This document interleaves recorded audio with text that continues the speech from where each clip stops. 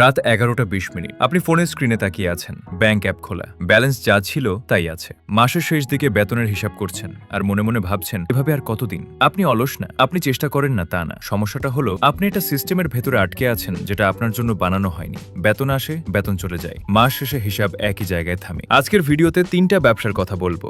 বড় পুঁজি লাগবে না, জটিল লাইসেন্স লাগবে না। যেটা লাগবে সেটা হলো শুরু করার সাহস আর প্রথম 3 মাস টিকে থাকার ধৈর্য। কারণ প্রথম 3 মাসেই বেশিরভাগ মানুষ ছেড়ে দেয়। ব্যবসা 1, হোমমেড ফুড প্রোডাকশন। আপনার হাতে আছে 5,000 টাকা। এইটুকু দিয়ে রেস্টুরেন্ট খোলা যায় না, কিন্তু নিজের রান্নাঘর থেকে একটা ফুড ব্র্যান্ড শুরু করা যায়। আচার, মশলা মিক্স, কেক অথবা এলাকায় চাহিদা আছে এমন কোনো নির্দিষ্ট খাবার, এসব ছোট ব্যাচে বানিয়ে ফেসবুক পেজে বিক্রি শুরু করেন। প্রথম মাসে অর্ডার আসবে হাতে গোনা, 5টা, 10টা, হয়তো 15টা। এই সংখ্যাটা দেখে অনেকে থেমে যায়, মনে হয় এত পরিশ্রম করে এই বিক্রি। কিন্তু যারা থামে না তারা দ্বিতীয় মাসে বুঝতে পারে আসল খেলাটা কোথায়, স্বাদের ধারাবাহিকতায়। একবার যে কাস্টমার আপনার হাতের স্বাদ চিনে ফেলে, সে দ্বিতীয়বার দাম নিয়ে প্রশ্ন করে না। প্রথম 3 মাস আপনি রেসিপি ঠিক করেন, কোনটা সবচেয়ে বেশি অর্ডার পায়, কোনটা পায় না। চতুর্থ মাস থেকে আপনি শুধু এই 1টা বা 2টা আইটেম নিয়ে কাজ করেন। উৎপাদন খরচ কমে, লাভের মার্জিন তখন বেড়ে যায়। যারা এই মডেলে টিকে যায়, 6 মাস পর তাদের হাতে থাকে একটা নিয়মিত অর্ডার লিস্ট আর কিছু পরিচিত মুখ যারা প্রতি মাসে একই জিনিস কিনতে ফিরে আসে। সেই ফিরে আসাই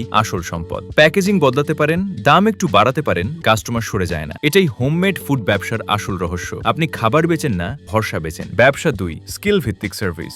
আপনার কাছে যদি একটা স্কিল থাকে, এডিটিং, ডিজাইন, লেখালেখি, অ্যাকাউন্টিং, তাহলে দ্বিতীয় পথটা আপনার জন্য। এখানে পুঁজি লাগে না বললেই চলে। যা লাগে তা হলো সময় আর প্রথম 5টা ক্লায়েন্ট পাওয়ার ধৈর্য। প্রথম ক্লায়েন্ট সবচেয়ে কঠিন। আপনি হয়তো বাজার দামের চেয়ে কম রেটে কাজ নেবেন শুধু একটা পোর্টফোলিও তৈরি করার জন্য। এটা লজ্জার না, এটা বিনিয়োগ। দ্বিতীয় ক্লায়েন্ট আসে প্রথম ক্লায়েন্টের রেফারেন্সে। তৃতীয় ক্লায়েন্ট আসে আপনার কাজের মান দেখে। পঞ্চম ক্লায়েন্টে পৌঁছাতে আপনি বুঝতে পারেন আপনি আর দাম নিয়ে দর কষাকষি করছেন না, ক্লায়েন্ট আপনার দাম মেনে নিচ্ছে। একজন মানুষ যে মাসে 15,000 টাকা বেতনে চাকরি করত, স্কিল সার্ভিস শুরু করার 8 মাস পর মাসে 40,000 টাকা আয় করতে পারে, শুধু একই স্কিল দিয়ে, শুধু নিজের নামে বিক্রি করে। পার্থক্যটা প্রতিভায় না, পার্থক্যটা ধারাবাহিকতায়। যে প্রতিদিন একটু একটু করে নিজের কাজ দেখায়, বাজার তাকে খুঁজে নেয়। ব্যবসা 3, লোকাল সাপ্লাই চেইন।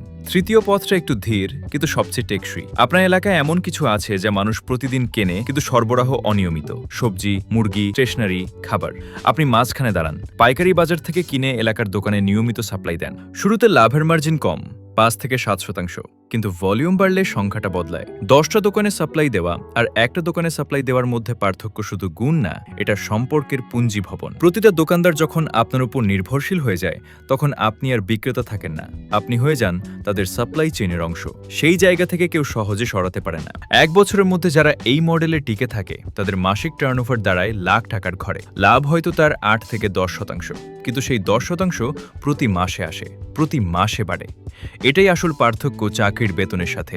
বেতন স্থির থাকে, ব্যবসা বাড়ে। যে সত্যটা কেউ বলে না, 3টা মডেলেই একটা মিল আছে। প্রথম 3 মাস প্রায় কোনো ফল দেখা যায় না। যারা এই 3 মাস টিকে থাকতে পারে না, তারা কখনো জানতেই পারে না চতুর্থ মাস থেকে কি হতো। সমস্যাটা ব্যবসায় না, সমস্যাটা অপেক্ষায়। মানুষ ফলাফল চায় 2 সপ্তাহে, বাজার ফলাফল দেয় 6 মাসে। আপনি যদি এখন 5,000 টাকা নিয়ে বসে থাকেন আর ভাবছেন এটা দিয়ে কি হবে, মনে রাখবেন বড় ব্যবসাগুলো একদিন এইরকম ছোট একটা সিদ্ধান্ত দিয়েই শুরু হয়েছিল। পার্থক্যটা পুঁজিতে না, পার্থক্যটা প্রথম পদক্ষেপ নেওয়ায়। ভাগ্য বদলায় না কারো ঘুম থেকে ওঠার সাথে সাথে, ভাগ্য বদলায় তখন যখন আপনি একই কাজ প্রতিদিন করতে থাকেন, ফলাফল না দেখেও।